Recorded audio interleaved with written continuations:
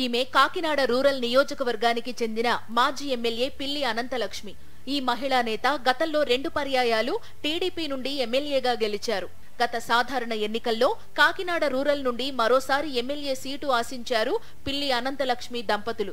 అయితే జనసేనతో పొత్తులో భాగంగా కాకినాడ రూరల్ సీటును పంతం నానాజీకి కేటాయించారు. కాకినాడ రూరల్ సీటు ఆశించి భంగపడడంతో పిల్లి దంపతులు తీవ్ర అసహనానికి గురయ్యారు. కూటమి ప్రభుత్వం అధికారంలోకి వస్తే అనంతలక్ష్మికి లేదా ఆమె భర్త సత్యబాబుకు ఎమ్మెల్సీ పదవి ఇస్తామని అప్పట్లో వీరికి చంద్రబాబు హామీ ఇచ్చారట. దీంతో పిల్లి దంపతులు గత ఎన్నికల్లో జనసేన అభ్యర్థి పంతం నానాజీ గెలుపు కోసం పనిచేశారు. ఎన్నికలైపోయి అధికారం దక్కగానే ప్రజలకు ఇచ్చిన హామీలను మరిచిపోయినట్టుగానే పిల్లి అనంతలక్ష్మి దంపతులకు ఇచ్చిన హామీని కూడా సమయానుకూలంగా చంద్రబాబు మరిచిపోయారు. మరొక పక్క కాకినాడ రూరల్ ఎమ్మెల్యే పంతం నానాజీ కూడా ఈ దంపతులను పట్టించుకోకుండా దూరం పెట్టేశారట. ఎమ్మెల్సీ రాకపోయేసరికి కనీసం కార్పొరేషన్ పదవి ఇస్తారేమో అని వీరు మరోసారి ఆశపడ్డారు.